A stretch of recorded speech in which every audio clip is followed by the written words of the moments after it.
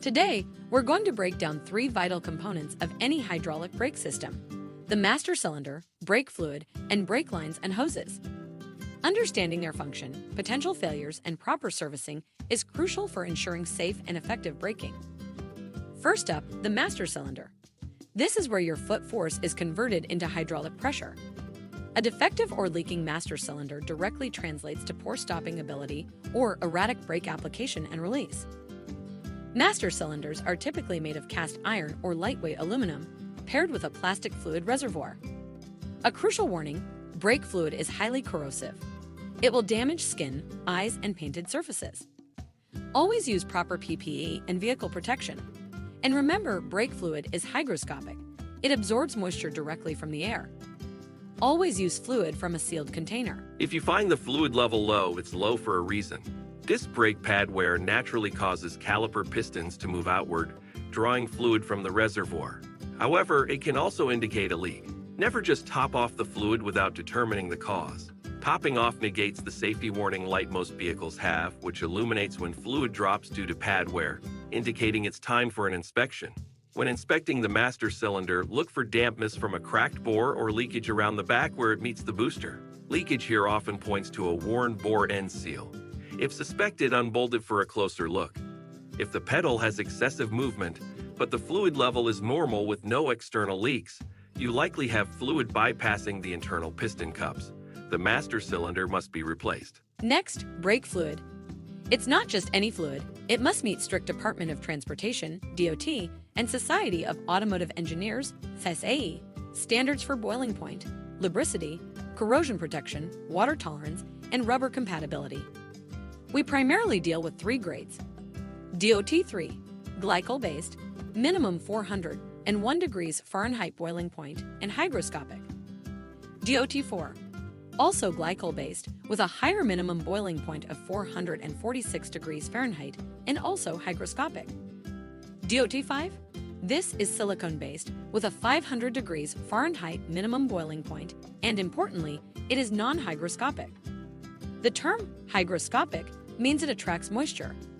As DOT 3 and 4 fluids age, they absorb more moisture, which significantly lowers their boiling point. This can lead to brake fade when the fluid boils, especially under heavy braking, increasing stopping distances. Dirt contamination is also a risk.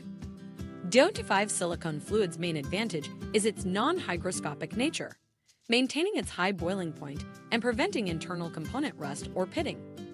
However, its major drawback is aeration. It's prone to forming tiny air bubbles when agitated. Because of this aeration risk, DOT 5 fluid is never to be used in anti-lock brake systems. Critical warning: always use the manufacturer-specified brake fluid. Never mix DOT 3 or 4 with DOT 5 fluid. And, just like with the master cylinder, always use fluid from a sealed container to prevent moisture absorption. Finally, let's discuss brake lines and hoses. A leak in these components will deplete brake fluid, leading to poor or no stopping ability and potential pulling if the leak is at a wheel. Misrouted or malfunctioning lines can cause premature wear, grabbing, or dragging. Most brake lines are double-wall steel tubing. Proper tube flaring, especially the inverted flare style, is vital for maintaining integrity. Single flare or sleeve compression fittings are simply not adequate for the high pressures in a brake system. Always replace original equipment fittings with exact matches and use the correct length and type of tubing. If any part of a steel line is damaged, replace the entire section. And never use copper tubing. It lacks the strength for hydraulic brake pressures. Always clean new lines internally with isopropyl alcohol. Flexible hoses connect tubes to calipers and wheel cylinders. Replace them if they show signs of softening, cracking, or damage. Sometimes a hose can collapse internally without external signs. If a specific brake isn't activating or worse, isn't releasing, it could be a collapsed hose. To diagnose, open the bleeder valve for that wheel. If pressure releases, suspect the hose. If not, look at the caliper or wheel cylinder piston. When installing new hoses, ensure they're positioned to avoid contact with other components and aren't kinked. And another crucial warning: it is not recommended and often illegal to splice or patch a leaking brake line or hose. Hoses must be replaced with DOT-approved material specifically designed for the application.